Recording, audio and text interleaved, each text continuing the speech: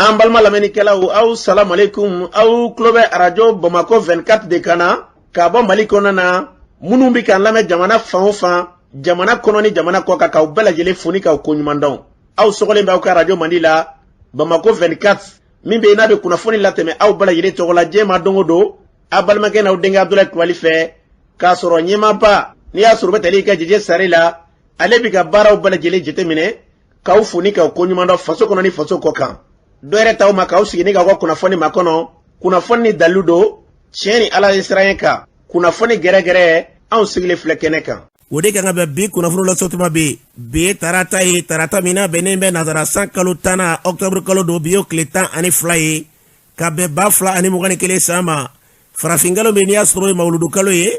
an balana k'a fɔ bi y'o tile 5 ye jate la san kalo 3 don hijira san 1443 san dudugaw de bɛ kɛ Ala ka ɲɛ ka d'an ma. Bakuruma fɔla bi kunnafoniw filɛ k'aw ladɔn k'a fɔ Moti marabolo kɔnɔna na wulikɛjɔ kɛra donsolakaw olu y'u tɛgɛ da i ka dɔn k'a fɔ wulikɛjɔ kɛbaaw kan n'o ye kojugukɛlaw ye a caman ba ka tila ka moto dɔw minɛ o ko kɛra cogo jumɛn kunnafoni ye ɲɛfɔli kow la basigibali a ɲɔnɔ marabolo kɔnɔna na sibika minnu bɛ n'i y'a sɔrɔ olu kɔni n'u wulila ka b'u ka dugu la olu bɛɛ ka dɔn k'a fɔ ndenmugu ni waati na olu bɛ wulikɛjɔ kɛ ni ka dɛmɛɲɔgɔnya ɲini ka ɲɛsin malidenw ma kunnafoni ye ɲɛfɔli kow la ka taa se kunungo sanakunu n'i y'a sɔrɔ n'o ye sanfɛ avion ye o wulila ka munumunu ɲɔnɔ marabolo dɔw kɔnɔna na kunnafoni ye ɲɛfɔli kow la ninnu de bɛna kɛ kunnafoni kumaba ye bi k'a fara kunnafoni wɛrɛw bɛna fara nin kan lasɔn balimakɛ n'aw denkɛ fɛ Abdulaye Kulibali Ala ka ɲɛ k'a d'an ma kunnafoni an b'a daminɛ k'a ladɔn k'a fɔ dɔgɔfɔrɔ ye tɛmɛnen in na min ye ka dɔn k'a fɔ wulikɛjɔ kɛra Moti marabolo kɔnɔna na Dana Masago maaw k'u fo k'u waleɲuman dɔn o ye wulikɛjɔ kɛ dɔgɔfɔrɔ in kɔnɔna na o wulikɛjɔ min bɛ yen n'i y'a sɔrɔ ni jamana lakana tigilamaw ka tɛgɛ di ɲɔgɔn bolo n'o kuma bɛ ka fɔ an b'a ladɔn k'a fɔ ka jadiwala tigilamaw ka taa u camanba de ka taa dangari u la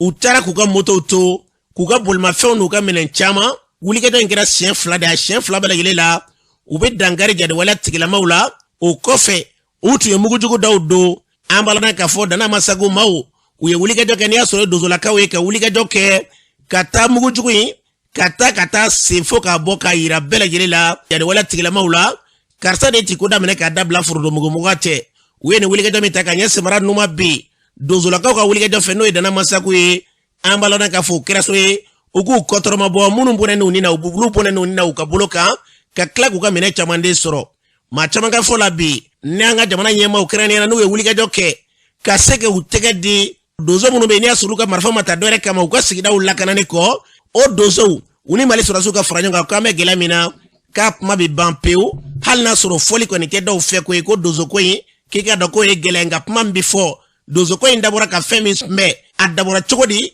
sɔnni ka jigin ben yɔrɔ la i t'a dɔn yɔrɔ min na jigin yen de la marifatigiw de ye fiɲɛ tigɛ bɔ maaw ɲɛna sigidaw la u bɛna marifa ci maaw la ka taa maa caman fara k'a sɔrɔ donsoya tɔgɔ tun bɛ yen nka maa tuma fara ɲɔgɔn kan k'a fɔ k'u bɛna yɛrɛlakana ta ka ɲɛ suma yɔrɔ si a ko tigɛra de k'a ti tugu o de kama yɛrɛlakana na u yɛrɛ yɔrɔ dɔw la u b'a fɔ ko fo k'o de ban ye n'u ye se sɔrɔ yɔrɔ min na jadiwala tigilamaw mana se sɔrɔ yɔrɔ min na fɔcogola bandi minnu bɛ yen n'olu kɛlen bɛ ka marifa ta u mana se sɔrɔ yɔrɔ minnu na u b'a fɔ de ko fo ka donsoko ko k'o ban ye k'a sɔrɔ n'i tun ye jateminɛ donsoya fanba min ye ka dɔn k'a fɔ bi bina marifa minnu bolo caman ka fɔ la fanba bɛɛ lajɛlen kun tɛ dɔ ye dɛ ka se k'u ka yɛrɛlakana ta ka ɲɛ suma an bɛ fɛn min fɔ nin bɛɛ lajɛlen la ni fanga jɔra ka se ka lakanabaliya k'o kɛlɛ an ka jamana kɔnɔna na jadiwala tigilama ninnu ko k'u ɲɛ ti da fanga de kan fo ka tila ka gɛlɛya se sigidalama dɔw ma o de kama olu ye marifa ta ni fanga y'a jɔ a jɔyɔrɔ la nin bɛɛ bi ban diɲɛ bɛɛ ko k'i bɛ jadiwala tigilamaw e k'a dɔn k'u kɛlɛli kɔni k'o kan ka kɛ munna n'o bɛ yen ɲɔ sɔmɔsɔmɔ bɛ tila ka yala u bɛ dugu dɔw minɛ ka tila ka fɔ hali kɔsa in na u bɔra ka ja dɔ kɛ kudasini k'a yira diɲɛma bɛɛ la ko kɛlɛ kɔni b'olu ni Mali sɔrɔdasiakaw cɛ k'u t'olu to yen fiyewu u ka sigifɔ bɛɛ la u da bɛ se o kuma ma n'u ye jaw kɛ u b'o kuma de fɔ u b'a yira k'a fɔ ko diɲɛ kɔnɔna na ko kɛlɛ kɛ ka ta ka ɲɛ sima minnu ma o jadiwala tigilamaw de ye o tuma fɛn min bɛ fɔ u ka wulikɛjɔ kɛ maa minnu bɛ n'olu kɛlen bɛ ka jadiya kɔni ka birifini biri u yɛrɛ kan u ka fɛɛrɛ bɛlen tigɛ ka se k'olu daga bɔ maaw da la n'o kɛra jamana in basigi n'o kɛra u ka donsow bila k'a fɔ ko donsoya u ti jɛn n'a ye k'a fɔ ka marifa ta ka yɔrɔ lakana ni Mali sɔrɔdasiw kɛrɛnkɛrɛnnen n'olu sera ka terrain bɛɛ minɛ a bɛɛ lajɛlen kuma bɛ fɔ ka ban n'u y'o kɛ ni maa min ko k'i ti sɔn Mali sɔrɔdasiw kɛlen kɔfɛ ka dugukolo bɛɛ k'u ta ye o kɛlɛ la fasodenw e ka dɔn olu b'u kɔ bɛɛ bɛ jɛ ka far'u kan ka tila k'o kulu kɛlɛ fɛn bɛ fɔ ni dɛsɛra i ba sinna bi mɔmuso si min marifa bɛ maa caman bolo bi dɔwɛrɛ tɛ dɛ olu ma ɲɛ de lakana na u ka ɲɛ suma wa u ta tɛ dɔwɛrɛ de anw ci tan ka maa kana sa ma o y'a kuma de jamana k'a jɔ a jɔyɔrɔ la kɛrɛnkɛrɛnnen na fini tigilama minnu bɛ n'olu kɛlen bɛ ka fini dɔ bi lakana kɛmɛ k'olu bila ka se ka dugukolo yɔrɔ bɛɛ minɛ jamana kɔnɔ na n'o kɛra basigi min bɛ yen n'an bɛɛ lajɛlen dabɔ o kuma na maa t'a fɔ i yɛrɛ ma ko marifa bila ci wɛrɛ bɛ kɔɲɔmuso b'a la min ni sɛsibɔn tɛ kelen ala ka hakili ɲuman d'a ma n'an bɔra yen an b'a lɔn k'a fɔ bilakaw fɛ yen cɛ dɔ kɔni ale kɛra muso sababu ye dɔgɔfilankɛ in kɔnɔna cɛ yɛrɛ min n'a tɔgɔ ye ko ali kulubali a furumuso a kɛra so ye ni k'o fa ni kolonkala de a fara mun nɔfɛ ko muso in an b'a lɔn k'a fɔ den tun bɛ kasi la a ko mankan ci ko muso in ka taa den nɔfɛ muso in taara den nɔfɛ ka sanga ni kunnafoni ye ko muso in ko den de ma ko a zonde o dun y'a sɔrɔ ale yɛrɛ tun bɛ n'a suyɛni na a ma mɛn k'a kɛ kasoladen ye ale bila tangani yɛrɛ don o kuma min fɔra k'a ko muso kɛnɛ maa wɛrɛ ma n'ale tɛ dɛ muso b'a fɛ k'a fɔ ko ale ye so de ye o kɔni kɛra so ka kolonkala ta yɔrɔnin bɛɛ lajɛlen la k'a da muso kunna hali muso ma nɛn nɔ tuma min n'a y'o kɛ a y'a yɛrɛ k'a fɔ k'a bɛ boli a yɛrɛ wolofa n'o ye cɛ in wolofa ye a n'o bɛ du kelen kɔnɔ ye o wula k'i jɔ ko a kɔni taliko kɔni kuma t'a la ka wuli k'a jɔ k'a fɔsɔ ka fɛɛrɛ bɛ tigɛ ka don a ni da cɛ ka sɔrɔ ka maaw wele u ka sɔrɔ ka na k'a minɛ ka bila lakanabaaw ka bolo kan maa caman ka fɔ la cɛkɔrɔba min ye nin waleya kɛ k'a bɛ fo k'a waleɲuman dɔn n'a sɔrɔ maa dɔw don i ka dɔn olu bɛ wuli ka jɔ kɛ den bɛ se ka taa cogo min na nka a ye fɛɛrɛ k'a denkɛ kamankɔrɔ kɔle cɛkɔrɔba min don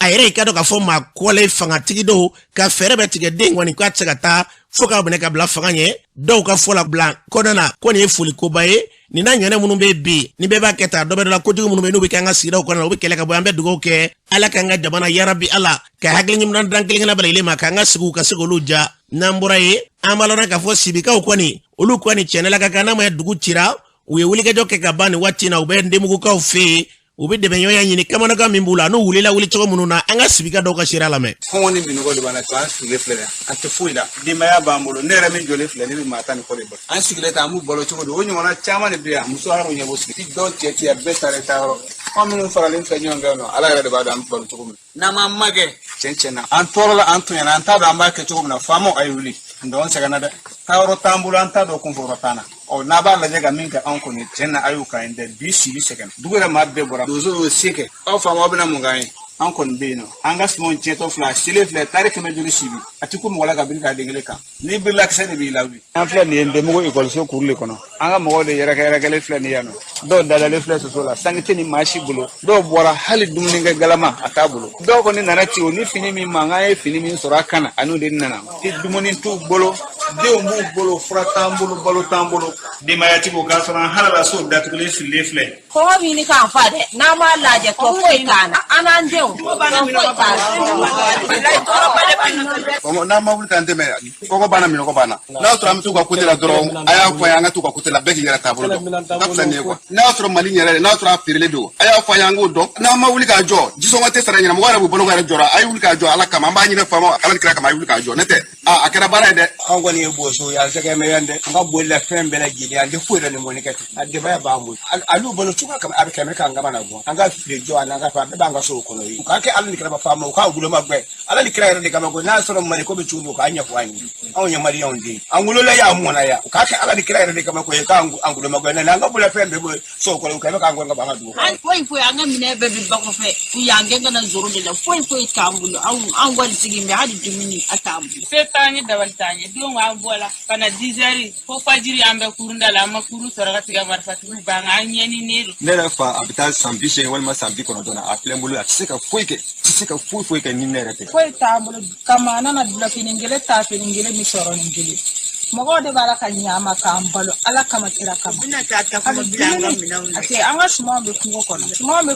ye k'u bɛ takuma yɛrɛ bila a la fu dalen bɛ digi sanfɛ maa si tɛ se k'o ta mɔgɔw tolen don mariforo kɔnɔ an balɔnna k'a fɔ nin tun ye min ye sibika dɔw ye ɲɔnɔ kilomɛtiri 20 ani dɔɔnin dama o y'a janyanenba de ye ɲɔnɔ ye cercle kuturu de ye komini 12 de bɛ ɲɔnɔ e ka ale marabolo kɔnɔna na gɛlɛya filɛ bi wa komini 12 yɛrɛ jabala n'o ye cercle yɛrɛ ye n'o ye ɲɔnɔ kuturu yɛrɛ kɔnɔna ye yɔrɔ min bɛ wele ko ɲɔnɔ dɛ n'a bɛɛ mara ndomo jatigiya bɛ yen dɛ o ni nin yɔrɔ in cɛ kilomɛtiri 20 ni dɔɔnin dama jamana kɔnɔna su ni tile an bɛ deli k'a fɔ an tɛ tɛgɛrɛ fufo maa si kelen basigibala bɛ ka wara ka taa fɛ an ka jamana kɔnɔna na u taara ka dangɛ sa an bɛ ɲininkali min kɛ an ka lakana tigilamɔgɔw k'a sɔrɔ fanga b'olu ka bolo de kan o de ye dabalibanko ye an bɛ fɛn min fɔ ala k'an ka jamana kɔlɔsima n'o tɛ tɔ tɛ kɔlɔlɔla bi dɛ an bɛ dugawu kɛ ala ka basigi k'o nati jamana kɔnɔ n'an bɔra ye min hali bi ɲɔnɔ marabolo kɔnɔna ye kɛrɛnkɛrɛnnena komini mariko kɔnɔna la ye pɔn min bɛ yen n'i y'a sɔn n'o pɔn ye kogodi pɔn ye o ye mugujugu dɔ ye sibiri don i yaasa k'o pɛrɛtigɛ d'a ma an balimakɛ dɔ be yen k'o kɔfɛ k'u tilala ka amdalaikaw yɛrɛ olu yɛrɛ kɔni u ye jɔrɔ ta ka ɲɛ sonoma fulu yɛrɛ bɔra ka ban an ka taa amdalaika dɔ nin waati na k'ale ɲininka an balimakɛ be mini ne bɛ malodo amdalai an balimakɛ an ye kunnafoni sɔrɔ sibiri dɔw k'u wulila ka mugujugu dɔ kɔgɔdikaw ka pɔnna o kuma ye tiɲɛ ye wa Abla Kulubali kuma ye tiɲɛ don mɔgɔ ninnu u nana arabado sibi ka daga sigi ɲɔgɔn da la sibi ka kɔni bɛɛ wulila maintenant sisan ne yɛrɛ kɔni bɛ amdalai an kɔni bagabagalen don nin waati na kosɛbɛ an ye surasiw wele ka dɛsɛ caman mɔgɔ si ye dugu kɔni bɛ ka bɔ yɛrɛ de wallahi mɔgɔ min bɛ amdalai bi a man ca parce que an ni sibi cɛ kilo 2 ɲɔgɔn na n'i bɔra amdalai dugu dɔ bɛ an ni kilebi cɛ ko jaraka wɛrɛ fana kilo 2 de bɛ amdalai ni jaraka wɛrɛ cɛ olu fana bɛɛ wulila an bɛ min kɔni ɲini mali faamaw fɛ n'u ma wuli k'u jɔ a kɛra baara yɛrɛ mɔgɔ si t'an ka dugu in kɔnɔ bi amdalai kɔni tiɲɛna a bɛɛ wulila an ka maloforo dun bɛ taa hectare 990 ɲɔgɔn na malo kɔni sera malo tɛ se ka kan an bɛ wele kɔni ba mali ɲɛmɔgɔw ma k'aw wuli k'u jɔ dɛ n'u ma wuli k'u jɔ wallahi se foyi t'an ye bilen wallahi hali sisan mazɛntigiw bɛ ka mɔgɔw labɔ mɔgɔw bɛɛ bɛ ka bɔ sisan se foyi t'an ye bɛɛ bɛ ka taa k'i ka malo selen to yen ka daminɛ kɔlɔforo la ka taa jankɔnɔnaw la a bɛɛ bɛ ka taa k'i ka malo selen to yen o gɛlɛyara dɛ aw ni ɲɔgɔn cɛ k'u ye kogodi pɔn min bɛ yen ni bɛɛ bɛ tɛmɛ a fɛ kogodi pɔn k'u ye mini dɔw jukɔrɔ sibiri dɔw tiɲɛ don u ye mini don a la mais mini ma se ka baaraba kɛ pɔn na kosɛbɛ a kɔni ye woba dɔ bɔ a la mɔgɔw kɔni bɛ k'u débrouiller ka tɛmɛ a kɛrɛfɛ donsolakaw b'u se da bɛɛ la nka dɛmɛba t'u la bilen dɛ sibi yɛrɛ bɛɛ taara ka donso to yen ozo bɛɛ wulila parce que dɛmɛba t'u la ko gɛlɛyara dɛ an bɛ wele min kɔni bila mali faama ma kɛrɛnkɛrɛnya la u ka wuli k'u jɔ yɛrɛ dɛ n'o tɛ jamana y'a tiɲɛna dɛ se foyi t'an ye bilen u bɛ ka don mɔgɔ n'u ka foro cɛ ko fɔ an ka sigi ka kuma de mais olu ka gɛlɛya yɛrɛ an bɛ ka faamu cogoya min na hali ni n'olu sigira ka kuma a ka ca ala fɛ bɛnkan ninnu tɛna se ka waleya quoi parce que u bɛ na ni ko minnu kɛ a ka dugu la k'a ka se k'olu waleya sariya ninnu ka gɛlɛn kojugu o de la mɔgɔ tɛna se ka sariya ninnu waleya dugu kɔni bɛ ka bɔ yɛrɛ de wallahi aw ni ɲɔgɔn cɛ ma ja yalima waleya minnu bɛ kɛ a bɛ surasiw bɔ a kalama an bɛ surasiw bɔra an ye kunu dongo ni kunungo ni bi bɛɛ kɛ ka surasiw wele k'u bɛ na u bɛ na an ma masi ye wallahi an ni ɲɔgɔn ma ja an ni ɲɔgɔn cɛ kilo 26 ye kilo 27 an y'u wele ka dɛsɛ co surasiw yɛrɛ an y'u wele ne yɛrɛ dɔw wele fɔ bamakɔ u ko avion bɛ na ka dɛsɛ o dongo su avion nana u ye faliba kɛ sibi don min na avion nana ka ni munumunu ka taa tuda in na yen nɔ o ma se ka foyi kɛ o taalen kɔ o dugusɛjɛ b'a fɔ juguyara ni kɔrɔlen hali bi su bɛ yen nka tɛ ɲɛ la a ka ca dɔgɔkun kelen bi su dalen bɛ yen an kɔni an kamana gana dɛ an bɛ wele k'an kɔni bila jamana faamaw ma n'u ma wuli k'u jɔ mali ko ye an m'a ɲɛdɔn dɛ wala an ma ɲɛ foyi dɔn a la an bɛ fɔ i yɛrɛ ka timinanja la ka d'a kan cɛsiri ni timinanja min b'i yɛrɛ la jamana in kɔnɔ an bɛ fo kɛ maa si ka dɔrɔmɛ ti d'i ma wala an bɛ fo k'i barikada ala k'a ni kɛnɛya ni labanko ɲuman d'i ma an b'a lɔn k'a fɔ nin tun ye seereya dɔ kan ye min bɛ yen n'i y'a sɔrɔ bɛ mara in kɔnɔ na an bɛ fɛn min fɔ a ma d'an ye dongo don ka nin kunnafoni di ko ye min ka d'an ye bi o jamana in basigi de ye nka ni dɛsɛr'i ba sini ye mun muso si min n'a ma ɲɛ k'a fɔ gɛlɛya de kɔni bɛ yen ka se ka wulikajɔ kɛ ni k'a dankɛnɛmaya kɔni o y'an ka kɛta ye an bɛ dugawu kɛ ala ka jamana in kolosuma n'an bɔra ye min ye ka dɔn k'a fɔ maa min bɛ yen n'i y'a sɔrɔ n'ale tun minɛ na an ka jamana kɔnɔ na n'a tilala ka bila n'i y'a sɔrɔ u bɛ tali kɛ nazaraw ka maaba min bɛ yen n'a tun bɛ an ka jamana kɔnɔ n'a minɛ na a kɛlen kɔfɛ ne ka san caman kɛ waleya jugu tigilamaw bolo n'u y'a bilalen kɔfɛ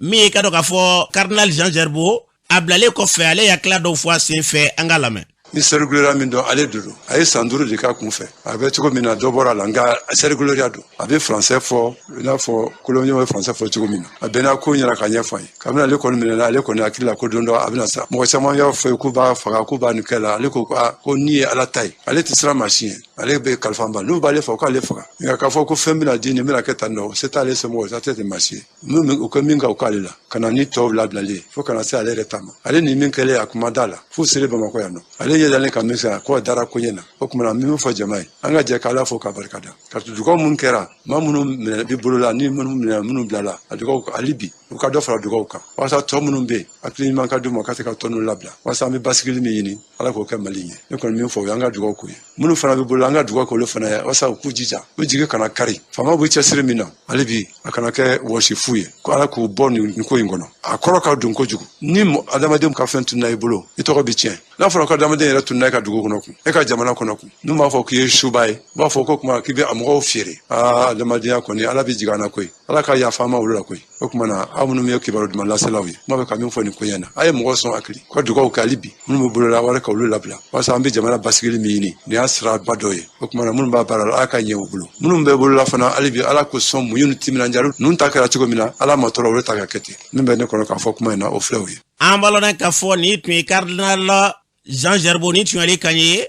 chrétienw ka ɲɛmaaba min bɛ yen an b'a lɔn k'a fɔ n'a ma ɲɛ k'a fɔ ni ɲɔgɔn kɛra ale kɔni y'i ka dɔn k'a fɔ wele bila fasodenw ma an bɛ dugawu kɛ a fɔra cogo min na ala ka kɛ ten n'an bɔra ye o hukumu kelen kɔnɔ na diinɛ ko ni bato ko ministre n'i y'a sɔrɔ Mamadu Kone ale yɛrɛ ye a hakila di baara in kɛra kɛcogo min na an k'a lamɛn. Y'a ka poster belebele di ne ma le ministre des Affaires religieuses du CUS ko o y'a kalifa ne ma n ka seko bɛɛ k'a auprès des autorités maliennes pour que muso in ka se ka libérer n y'o jaabi ko n y'a sara ala la ko ala k'a kɛ ala sɔnna ka dugawu minɛ ni ne ni e ani bɛɛ lajɛlen ka dugawu sababu ye n nana n ka bureau kɔnɔ n ye lettre ci jamana diinɛmɔgɔ bɛɛ lajɛlen ma sans distinction aucune k'o bɛ ka dugawu kɛ ani ala ye dugawu jaabi o kɛra l'affaire sur la ka libération ye o kɛra bi ne kɔni bɛ se ka fɛn fɛn fɔ in na monsieur André o ye dɔrɔn jamana autorité ka sérieux min bɔra bi na je crois que c'est ça qui a payé ala ka dɛmɛ tɛmɛni kɔfɛ parce que ils ont agi k'a sɔrɔ o ma kuma ils ont agi k'a sɔrɔ ma fɛn fɔ mais résultat kɔni a filɛ a yera an bɛ ala fo o kɔrɔ b'a yira k'a fɔ Mali fanitigiw le ka wulikajɔ kɛ sababu ye k'a to muso in bilara ala ka dɛmɛ kɔfɛ a kɛra o kɛcogo de la baasi foyi tɛ buloneyara aw yɛrɛ y'a ye cogo min na jabaranin na ne ni Jean Zerbo ani ale ye anw ye baro kɛ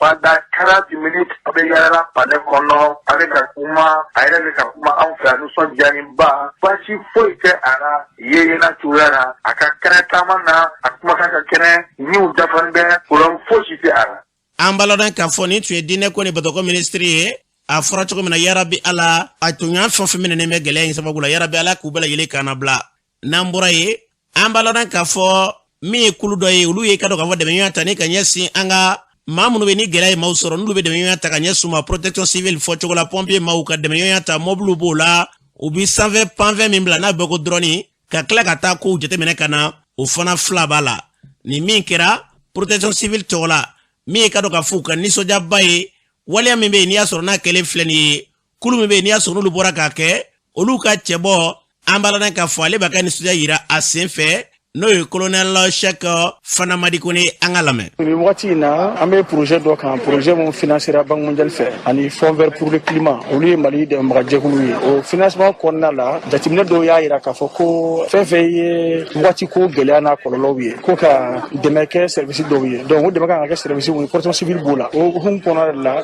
an ye mobili dɔw ɲini ambulance 5 dɔgɔtɔrɔ bɛ ambulance minnu utiliser parce que pompier kɔni a kɛra siraba kasara ye o a kɛra ji kɔlɔlɔ kasara ye pompier bɛ baara kɛ la kosɛbɛ donc bi ta ye ka o di pompier ma yɔrɔ dɔw fana la u tɛ se ka taa u sen tɛ yɔrɔ dɔw sɔrɔ sira tigɛlen don gɛlɛya wɛrɛ bɛ yen nɔ o de kama an ye drone avion fitinin ninnu fana bɛ se ka taa ja ta ka ci u ma u k'a dɔn fɛn mun don donc an y'o fɛn fila de ɲini bi k'a di protection civile ma a fɛn bɛɛ lajɛlen an y'a sɔrɔ CFA wari miliyɔn 270 ɲɔgɔnna la. An b'a lɔn k'a fɔ ni tun ye Cheikh Fana Madi Kane ye kulu min bɛ yen n'i y'a sɔrɔ n'a bɛ wele ko hydromètre da o maa minnu y'a di olu ka ɲɛma don o kɔfɛ a dira protection civile min ma n'i y'a sɔrɔ n'olu ka baarakɛminɛ don yaasa ka préatigɛ di a dili nisɔndiya ye fɛn jumɛn de ye min ye ka dɔn k'a fɔ général de brigade Bukari Kojo ale b'o ɲɛfɔ an ye an ka lamɛn. Anw nisɔndiyalen don parce que an ye fɛn min sɔrɔ bi aw yɛrɛ ye ambulance 5 ka tila ka na drone fana fara a kan o bɛna an permettre an ka se ka an ka baara kɛ ka ɲa parce que minɛn min dilen filɛ nin ye an mago b'u la o an ka unité la an mago b'u la ni nin t'an bolo an ka baara tɛ se ka ɲa n'i y'a fɔ hali n'i ye personnel bila ka taa ko ka taa nin kɛ parce que ni minɛn ninnu tɛ yen yarɔ a kɔni ka gɛlɛn ni minɛnw tɛ yen baara yɛrɛ tɛ se ka ɲa quoi donc nin min filɛ nin ye an kɔni b'u fo k'u waleɲuman dɔn u ye min kɛ an bɛ ala deli de sa bɛɛ ka u ka se ka continuer ni nin ye ne b'a dɔn u ye caman kɛ ka kɔrɔ bi fana dɔ dira donc peut-être sini dɔ fana bɛ kɛ quoi donc an kɔni an b'u remercier de ko ni ce u ni baraji. An b'a lɔn k'a fɔ ni tun ye Bukari Kojo ye a fɔra cogo min na yarabi ala ka dɛmɛɲɔgɔnya ni k'olu caya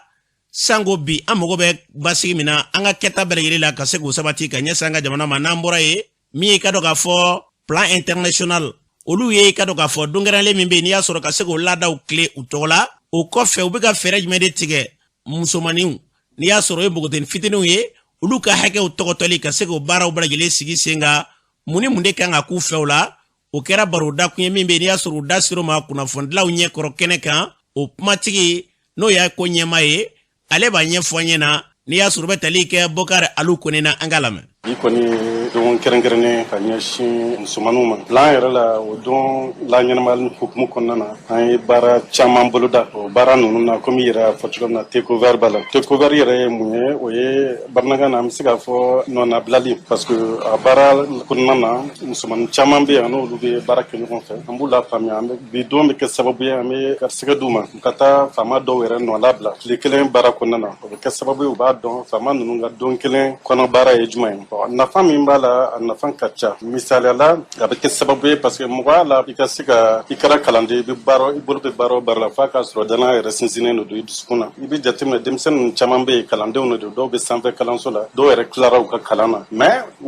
u bolo ma don baara la fɔlɔ i n'a fɔ sɔrɔ ɲinini sababu la bon nin nafa dɔ ye a bɛ kɛ sababu ye kɛrɛnkɛrɛnnen ka faamuyali kɛ baarakɛda ninnu na o ye kelen a bɛ se ka kɛ sababu fana ka danaya sinsin u dusukun na ni danaya sinsinra u dusukun na a bɛ se ka kɛ sababu ye fana k'u ka baarako nɔgɔya bon a bɛ kɛ sababu fana bɛ se ka kuma bi don na ka u tɔɲɔgɔn ka hakɛw lafasaya o ka hakɛw lafasayali kɔfɛ a bɛ se ka kɛ sababu ye fana ni danaya bangera u dusukun na u ka laɲini ye min ye olu yɛrɛ bɛ fɛ ka kɛ min ye ani a bɛ se ka kɛ u bɛ olu fɔ o kɔfɛ a bɛ kɛ sababu fana u bɛ se ka weleweleda kɛ ka se jamana marabagaw ma ka weleweleda kɛ fana ka se musomanin tɔw ma ka se denmansaw ma ka se baɲumankɛ tɔn minnu ni olu fana bɛ cakɛdaw lafasaya i n'a fɔ plan ninnu mun ye an ka wari diraw ye a bɛ se ka kɛ sababu u bɛ weleweleda k'olu ma cogo min na bɛɛ bɛ se ka u tɛgɛ di ɲɔgɔn ma ka wulikajɔ kɛ ka musomaninw ka hakɛw lafasaya hali bi. A fɔra cogo min na an bɛ dugawu kɛ yarabi ala k'a bila o minɛ kɔnɔ n'an bɔra ye Haut Conseil islamique du Mali o ɲɛmaa ye Seri Usumani Madani Hayidara ye an b'a lɔn k'a fɔ san o san an filɛ kalo min kɔnɔ na n'o ye mawuludu kalo ye n'o sera ɲɛfɔli bɛ kɛ maaw ye ka kɔrɔ sango k'a sɔrɔ kabini k'a dɔn ale ma kɛ ɲɛmaa ye san o san o baara bɛ k'a fɛ n'a ma ɲɛ k'a fɔ bi ale bɛ alisilama diinɛ ka fara ɲɔgɔn kulu ɲɛmaaba n'i y'a sɔrɔ Haut Conseil islamique du Mali ye o sen fɛ olu b'i ka dɔn k'a fɔ hakilila dɔ ta n'i y'a sɔrɔ barodakun dɔ bɛ ta ɲinɛnda in bɛna bila fɛn jumɛn de kɔnɔ na a ye wele bila kunnafonidilaw ma ka ɲɛfɔli k'olu ye o ko hukumu kɔnɔ na Serifukɛ da sera kuma caman ma bi Mali gɛlɛya la bi ani fɛɛrɛ min kan ka tigɛ furaɲɛla fanga ma ɲɛmaaw fɛ mawuludu ko bɛna kɛ cogo minnu na Seri Usumani Madani Hayidara kuma min fɔ an k'a lamɛn. Lahɔrɔma kalo san kɔnɔ kalo 4 de don o kalo 4 ala ko ale olu bonya mais nin kalo in ala kira bange kalo o de ka bon kalo bɛɛ ye kalo tɔw bonya a bɛɛ dɔnna nin den bangeni de la nin kalo in na silamɛ ɲuman bɛɛ hakili bɛ mɔgɔ min na mɔgɔ min bɛ miiri i ka kan ka nin kalo in bonya sabu ala ko ala kira ka niveau la ko ne m'e ci foyi kama fo diɲɛ bɛɛ ka hɛrɛ sɔrɔ hali kafiriw ka kan ka nisɔndiya nin kalo in na o kumana ni ala ka dafɛn bɛɛ ka hɛrɛ sɔrɔ ni kira cira n'o ye silamɛw bɛ ala ka dafɛnw na kafiriw bɛ ala ka dafɛnw na o kumana nin kalo in nisɔndiya silamɛ dama ka kalo tɛ ni hali kafiriw ka kalo ye munna ala kira cira bɛɛ ka hɛrɛ kama munna a dun fɔra silamɛw dɔrɔn de bi don alijinɛ na tiɲɛ don mais ala kira ciri kɛra sababu ye ka silamɛw bali u kana tɔɔrɔ se kafiriw ma ni silamɛ ni kafiri bɛɛ sigira i bi boli sɔn i ka so kɔnɔ ye silamɛ ka tɔɔrɔ si tɛ s'i ma ni muso banana ni mobili bɛ silamɛ bolo a b'i muso ta ka taa n'a ye dɔgɔtɔrɔso la kumana kafiriw bɛɛ ka nisɔndiya kalo ye nin silamɛ ka kan ka tɔɔrɔ o tɔɔrɔ se kafiri ma silamɛ a bɛɛ dabila parce que ala kira cira parce que ala ko kira cira de dafɛ bɛɛ ka hɛrɛ sɔrɔ mana ni dafɛ bɛɛ ye hɛrɛ sɔrɔ kerecɛn b'a ka kerecɛnya kɛ silamɛ kɛrɛfɛ bolisɔnna b'a ka bolisɔn silamɛ kɛrɛfɛ n da sila b'a ta kɛ silamɛ kɛrɛfɛ silamɛ ka bonya de bi s'u ma ka tɔɔrɔ ti s'u ma mana ala kira cira kafiri wo silamɛw bɛɛ ye hɛrɛ sɔrɔ ɲiningali min bɛ yen k'a fɔ mawuludu kɛli ye bidaa ye an ti sɔsɔli ko la parce que kira kɔfɛ fɛn o fɛn bɛ yen a bɛɛ ye bidaa de ye mais fɛn min sindira kira kɔfɛ mais a juru bi se kira yɛrɛ ma o bi bɔ bidaya kɔnɔ mawuludu ala kira yɛrɛ y'a kɛ ni dalu ye dalu min a tɛ se ka sɔsɔ u ye ala kira ɲininka sɔlɔ silamu ko munna bi ntɛnɛn su kira ko ale bi ntɛnɛn su ka ala barika da parce que ale bangena ntɛnɛn o kumana ni kira ye ala fo ko a bangena ntɛnɛn o kumana anw kan ka mun kɛ sisan anw ye tile kelen dɔrɔn de ta san kɔnɔ ka ɲɛnajɛ kɛ o la ka ala kira ka bonya yira ala la k'a fɔ i ye ala kira d'an ma bɛnna an ma a kɛra an ka kunnanja sira ye hali ni kira kun t'a kɛ ten fɛn bɛɛ tɛ se ka kɛ ko kelen ye o kira ka misiri jɔcogo madina ani anw ka misiriw jɔcogo tɛ kelen kira ka misiri kɔnɔna ani anw ka misiriw kɔnɔna tɛ kelen min ɲininen don kira y'a kɛ cogo min na an yɛrɛ bɛ ɲuman min dɔn o sira kan n'o ye ka kuranɛw kalan ye ka mɔgɔw yɛrɛw hakili jigin ala kira n'a ka denbaya la ɲinan an bɛ wele min da mawuludukɛlaw ye mali bɛɛ bɛ mawuludu kɛ min yɛrɛ b'i sigi kɛnɛ kan k'a fɔ mawuludu ye bi ye ani min b'a fɔ kabini mawuludu ma se ko a y'a kɔlɔsi dɛ mawuludu bɛna a kana sɔn nin bɛɛ ye mawuludukɛla de parce que olu de bi fɔlɔ ka mawuludu yɛrɛ kɛ k'a jira bɛɛ la ko a sera hali n'a hakili t'a la mana Mali bɛɛ de ye mawuludukɛla ye an bɛnna min kan mawuludukɛla bɛɛ an jɛra ka sigi dɔ kɛ an bɛnna ka ko walada min kan ka di Mali mawuludukɛla bɛɛ ma o de ye bɛɛ ka fara ɲɔgɔn kan ɲinɛ ka kuma kɔfɛ mɔgɔw fɛ an ka wuli ka jɔ an k'an ka faso jɔ an ka mɔgɔw wele ka na bɛn ma an b'o ɲini mawuludukɛla bɛɛ fɛ mawuludukɛyɔrɔ dugawu ti bi ka dugawu kɛ Mali ye Mali bɛ ka taa sira min kan sisan a sɛgɛnnen don ni Ala sɔnna Mali bɛna jɔ a sen fila ka jɔcogo ɲuman na an bɛ dugawu kɛ minnu bɛ transition kɔnɔ bi ni olu Mali dajuru b'olu de bolo an bɛ dugawu k'u ye an b'u ladi sabu ka d'a ka fanga ni donna na kaban fanga ye fɛn ye a ka jugu hakili ma u ka taa ni hakili ye fɛn min bɛ fanga ɲɛ k'a sinsin ladiriya tilennenya ka baara kɛ tiɲɛ kan min kan ka kɛ o ka kɛ min man ka kɛ k'o bali o kumana ni faama o faama y'i ɲɛsin o ma ni kɔnɔna jɛya ye ko n bɛ faso bɔ balo la kana sigi Ala b'i dɛmɛ n bɛ u wele de da faamaw ye u ka baara in kɛ tiɲɛ kan u kana kɛ n bɛ n ta juru sara karisala ye u kana kɛ n bɛ fɛ ka nin tɔɔrɔ in se karisa ma u k'a kɛ an bɛ fɛ ka faso jɔ tiɲɛ de kan n'u y'o sira minɛ Ala b'u dɛmɛ. An balɔrɔ k'a fɔ ni tun ye Seru Usumani Marana Haidara ni tun y'ale kan ye Haut Conseil Islamique du Mali ɲɛmaaba don a fɔra cogo min na an bɛ dugawu de kɛ kalo min n'an fila kɔnɔna na sigi minnu bɛna kɛ a hukumu kɔnɔna na n'a sigi bɛɛ lajɛlen kun tɛ dɔwɛrɛ ye dɛ ka se ka a yira k'a fɔ an ka kira kisi ni nɛɛma b'a kan o bangeni o nisɔndiya o yarabi Ala dugawu minnu bɛ ka kɔnɔna na Ala ka kɛ a ka Ala yɛrɛ kosɔn kalo in bonya kosɔn ka dugawu bɛɛ lajɛlen minɛ an ka jamana k'a bila basigi ani lafiya o minɛ kɔnɔ n'an bɔra ye an b'a la k'a fɔ kununko avion wulila k'i kunda ɲɔnɔ marabolo kan maa caman ka fɔ la an ye ka dɔn avion kɔni mɛnna munumunu na yɔrɔ dɔw la nka fɛn min bɛ yen ni maa bɛ se k'o fɔ k'a fɔ k'a ye nin kɛ walima a ma nin kɛ maa si tɛ se ka o dantigɛli kɛ sanko kunnafoni minnu bɛ yen bi na bi k'a fɔ bi avion wulila maa caman ka fɔ la bi olu kɔni u ye kununko yɔrɔ caman na nka k'a fɔ u ye nin kɛ walima u ma nin kɛ u tɛ se k'u da don o la an bɛ fɛn min fara nin bɛɛ lajɛlen kan avion wulili ka d'an ye n'avion bɛ yen k'a fɔra ko a nana Mali de kama walima Mali yɛrɛ y'a san a avion kana kɛ so parɛ u ka wulikajɔ bɛɛ lajɛlen kɛ dugu b'a la ka ci u ka wulikajɔ bɛɛ lajɛlen kɛ gɛlɛya b'a la ka ɲɛsin dugu ma wa dugu si tɛ yen fɔlɔ ko gɛlɛya ye dugu min sɔrɔ ko wulikajɔ sera ka kɛ an ka jamana faamaw fɛ ka taa o yɔrɔ minɛ k'a fɔ u ko k'u b'a wuli de nka a ti wuli a y'a sigi a sigiyɔrɔ la fanga de ko ten o ma k'a si kelen na u bɛ wele bila maa ti ye an ka jamana kɔnɔ marifa tali bɛnnen bɛ jamana sariya la o ye jamana lakanabaaw ye nga dɛsɛ kɛmɛ ka to dɔw kɛmɛ ka marifa ta olu ma ca i n'a fɔ jariwala tigilamaa minnu bɛ yen n'i y'a sɔrɔ u bɛ wulikajɔ ta ka ɲɛsin ninnu ma n'u k'u bɛ dɛsɛ dugu la u bɛ na jama caman min yɛrɛ ka ca ni dugulamaa na cogo ye ka tila ka wulikajɔ ta ka ɲɛsin ma wele bɛ bila ɲɛti ye ko la fo dugu bɛ tila ka ci de fɛn bɛ fɔ u ka wulikajɔ kɛ hali bi malidenw b'u kɔ Mali ɲɛtaa la malidenw b'u kɔ ni Mali basigi don an n'u don fan bɛɛ lajɛlen fɛ jamana in basigi fɛn fɛn ka d'an ye bi basigi de ka d'an ye ka tɛmɛ a bɛɛ lajɛlen kan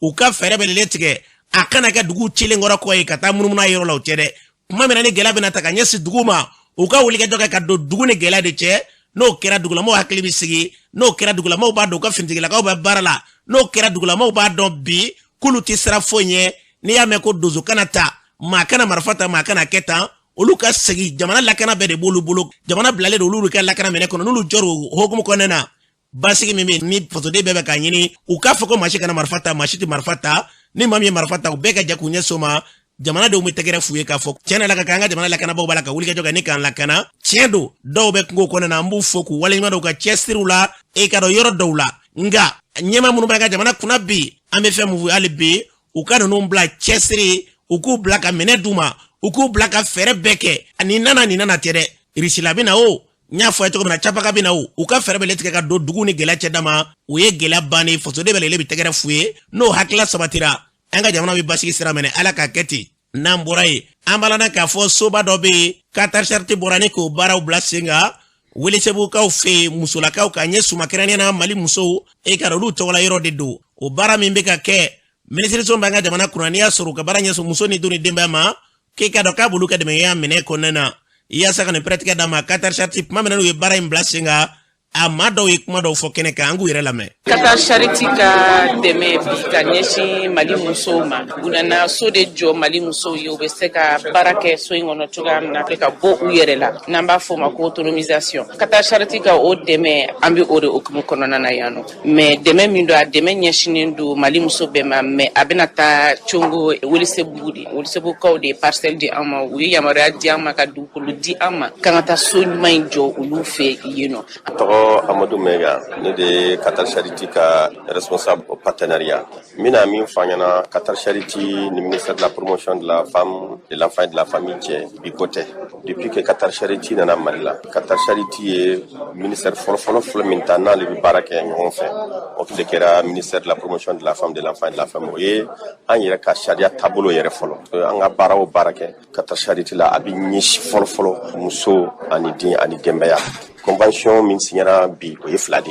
a fɔlɔ o ye memorandum d'entente o kɔrɔ ye mun ye ka daminɛ bi la waati o waati an ni ministère min mago bɛ fɛn o fɛn na an bɛ se ka jɛ ka baara kɛ sariya kɔnɔna na a filanan an y'a kɛrɛnkɛrɛn na parce que o partenariat général min filɛ ka signé o kɔnɔna na an ye centre dɔ di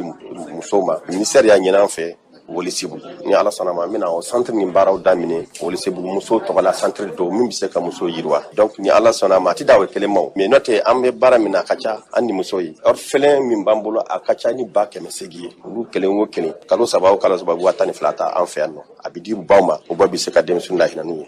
An balona k'a fɔ ni tun ye Qatar ma u y'a fɔ cogo min na dɛmɛɲɔgɔnya min don ala ka dɛmɛɲɔgɔnya ni k'a sabati k'an ka jamana bila basigi ni lafiyaw minɛ kɔnɔ n'an bɔra ye Kuligorokaw fɛ yen faraɲɔgɔn dɔ kɛra ye o faraɲɔgɔn min bɛ yen k'a kun tɛ dɔ de ka se ka dɛmɛɲɔgɔnya don kominiw ma a baara min bɛ yen n'a bɛ senna a ko ɲɛma ye maa min ye min ye Segu Jakite ale b'a ɲɛfɔ an ye an ka lamɛn. Ne tɔgɔ Segu Jakite ne ye projet kura dɔ coordinateur ye ne b'a fɔ a ma ko projet de déploiement des ressources de l'État pour l'amélioration des services. Projet nin dabɔra de ka dɛmɛ don Mali décentralisation ma kɛrɛnkɛrɛnnenya la Mali kominiw ma. Projet nin bɛ komini 100 ani komini 2 de dɛmɛ nafoloko la. A komini 102 a b'a ta Kayi fo Tawudeni parce que région bɛɛ commune dɔ b'a la i n'a fɔ Kidal commune 6 b'a la Menaka commune 4 b'a la Tawudeni commune 2 b'a la. Projet nin dabɔra de ka musakaw ɲini min ye nafolo ye k'a di commune ninnu ma walasa kɛrɛnkɛrɛnnenya la u bɛ se ka baara kɛ u ka commune kɔnɔ ka ekɔlisow yiriwa o ni ka kɛnɛya kow fana don ba la u ka commune kɔnɔnaw la mais wari min bɛ d'u ma u bɛ se ka baara wɛrɛ kɛ n'a ye n'o y'a sɔrɔ u ni commune dugudenw bɛnna a kuma kan. Projet nin ye san 5 de nka projet nin a bailleurs ka ca parce que Banque mondiale b'a la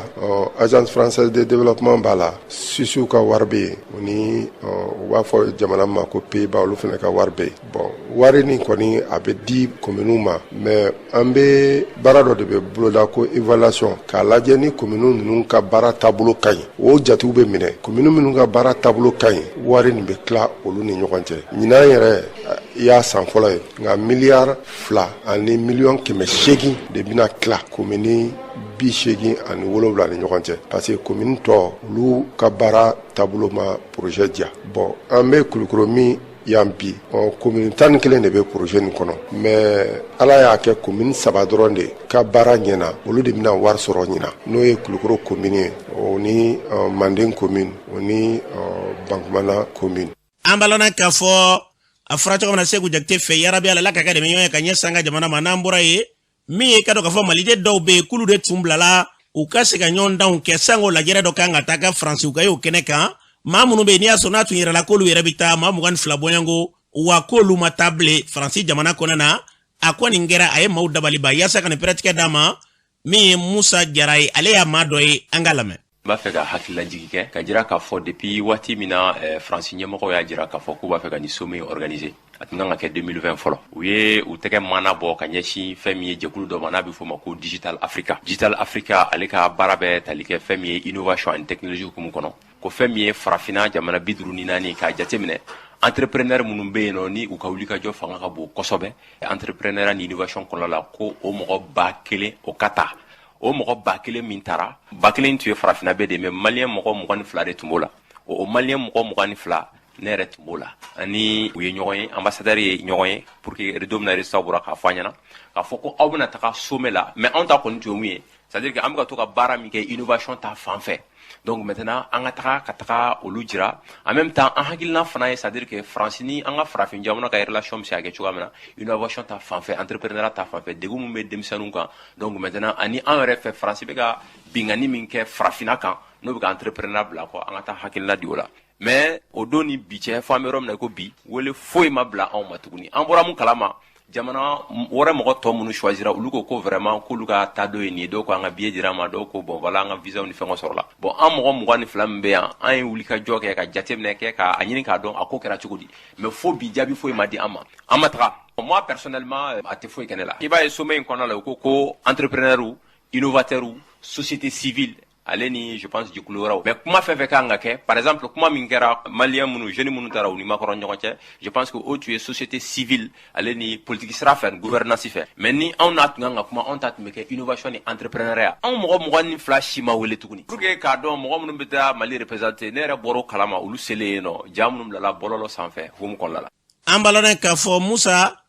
ni tun y'ale kan ye jara ko nin bɛ sen fɛ k'i ka dɔn ko in kɛra ɲɔ surula sufɛ n'o kɛra namara kɛra kɔnɔw la dɛ. an bɛ dugawu kɛ ni dɛsɛriba sinɛ b'i muso simi n'o tɛ a t'o kun bɔ, an ka dugawu kɛ an yɛrɛ ka jamana an bɛ se an yɛrɛ ko la cogo min na yarabi ala k'o hakili sabati. n'an bɔra ye fara ɲɔgɔn dɔ kɛra Modibo Keyita yɔrɔ min tɔgɔ dalen bɛ i ka dɔn k'a fɔ ale ka hakili jigin na, an balana k'a fɔ o tɛ dɔ wɛrɛ ye dɛ, an ka constitution anw yɛrɛ kan ka mun de kɛ an ka sariya sun na ka yɛlɛma don kow la ka se k'an yɛrɛ ta, o baaraw kan ka kɛ kɛcogo jumɛn de la kɛnɛ in kan min ye Denba Adama Keyita ye ale b'a ɲɛfɔ an ka lamɛn. pour que ka Mali sigi kura ye fo an ka miiri k'a fɔ an kan ka sariya sun dɔ de sɔrɔ min n'an taabolow bɛ taa, a kana kɛ fɛn ye fɛn min ye tubabuw ta talen k'a mamu k'a sigi an da la. pour kan fuga an ka inspiré o la parce que bi a reconnue k'a fɔ ko de ye constitution fɔlɔ ye. an balana k'a fɔ kɛnɛ in kan Dawuda Tegete ale ye livre sɛbɛnna ye an ka jamana kɔnɔ na bi an ka jamana ka gɛlɛyaw ale da bɛ don a caman na, ale ka jateminɛlikɛla ye a ko la, ale yɛrɛ tun bɛ kɛnɛ kan Dawuda Tegete kuma min fɔ o filɛ. sariya sunba tun b'anw fɛ ni a dɔw kɛra kurukanfuga san 1000 ani 236 sariya sunba dɔ taara o tun bɛ an ka mɔgɔya de sinsin an ka mɔgɔya de kan. an ka mɔgɔya ni farajɛw ta tɛ kelen ye o. n'i y'a ye bi gɛlɛya caman b'an kan parce que an b'a ɲini ka an ka mɔgɔya lataa ni farajɛw ka miiriya cogo de ye, mais k'a to an b'o sira kan ni fɛn ma fara an ka gɛlɛya ka fɛn tɛ b'a la. an b'an yɛrɛ ma fɛ minnu y'a ye olu mana anw ma k'a fɔ bɛ an dɛmɛ o, u nana u yɛrɛ ka laɲini de kama. olu ka laɲini dun o ye olu ka ɲɛta de, olu bɛ sira min kan n'u y'o dan an senkɔrɔ tant qu'an b'o sira kan anw de bɛ tɔ kɔ olu bɛ taa ɲɛ. e k'a ma filɛ bon an b'a fɔ min ma ko député ka so assemblée, mais assemblée mɔgɔ minnu bɛ voter député ye n'i y'a sigi kulu 100 i b'a sɔrɔ 90 ni kɔ bɛ yen nɔ olu tɛ farajɛ kan mɛn. sariya minnu bɛ taa yen nɔ fɛn min bɛ fɔ mɔgɔw ye jamanaden fanba si t'a faamu parce que a bɛ taa la kan de la, a bɛ kɛra ni hakilina de min tɛ anw ka hakilina n'an ka kanw ye. donc tant que an b'o sira sugu kan a ka gɛlɛn an ka se ka jamanadenw na wuli ka hakilina d'u ma min b'a to u b'u fanga fara politique mɔgɔw fanga kan ka jamana la taa ɲɛ. an k'an kɔfila an yɛrɛ la. an bɛnbaw ye min kɛ n'an m'a ɲini ka segin o ma k'a dɔn munna san 100 yirigaw kɔnɔ olu ye jamana baw dilan min ka bon n'an ka jamanaw ye sanu. jamana min tun basigilen bɛ an y'an ban yɛrɛ la ka kɛ komi n'a sɔrɔ olu tɛ an tɛ se ka kɛ fosi tant qu'an dun b'u ka sira kan diɲɛ bɛ wuli an bɛ min nɔfɛ an t'a sɔrɔ. an balana k'a fɔ ni tun ye Dawuda Tegete kan ye a fɔra cogo min na yarabi ala ka hakili ɲuman d'a ma n'o tɛ maa min kɔni bɛ nin hakili sɔrɔ k'o minɛ ka ban i ka diɲɛ fɛn bɛɛ bɛ to ale ka bolo kan ala ka hakili ɲuman d'a ma. n'an bɔra ye an bɛ taa jamana kɔkan na Umu Danbɛlɛ mun b'e bolo bi. an karamɔgɔ an bɛ taga Burukina jamana kan. Thomas Sankara ka fagali kiriw bɛ sen na Wagadugu. Burukina jamanakuntigi maa 2 ɲɔgɔn bonyanko olu jalakilen bɛ kosɛbɛ, kɛrɛnkɛrɛnna Blaise Compaoré ale ni général Djibril Jengeri olu jalakilen don ni waleya in na kosɛbɛ. Thomas Sankara ka fagali n'an bɔra yen nɔ an bɛ taga Yemeni jamana kan. bingani wale dɔ kɛra Yemeni jamana kan ka bolimafɛn dɔw jeni ka maa 5 ɲɔgɔn k'olu bɔnɛ u ni na kɛra karidon. n'an bɔra yen nɔ an bɛ taga Cameroun jamana kan. sibiri don Boko Haram kɛlɛkɛcɛ maa 2 ɲɔgɔn bɔnɛna u ni na Cameroun jamana kɔrɔyan fanfɛla fɛ. n'an bɔra yen an bɛ taga Nigeria jamana kan. Nigeria finitigilakaw ka wulikajɔ dɔ senfɛ u sera ka Boko Haram kɛlɛkɛcɛ maa 87 ɲɔgɔn bɔnɛ u ni na o fana kɛra karidon. an karamɔgɔ tun ye min sɔrɔ ni kun y'olu dɔ ye. an bɛ dugawu kɛ yarabi ala ka bɛɛ lajɛlen nɔgɔya basigi ni lafiya ko sabati diɲɛ bɛɛ lajɛlen kɔnɔna na k'an ka jamana wɛrɛw a ka ja ka basigi ani lafiya ko sabati an kelenkelenna bɛɛ lajɛlen ka taabolow la.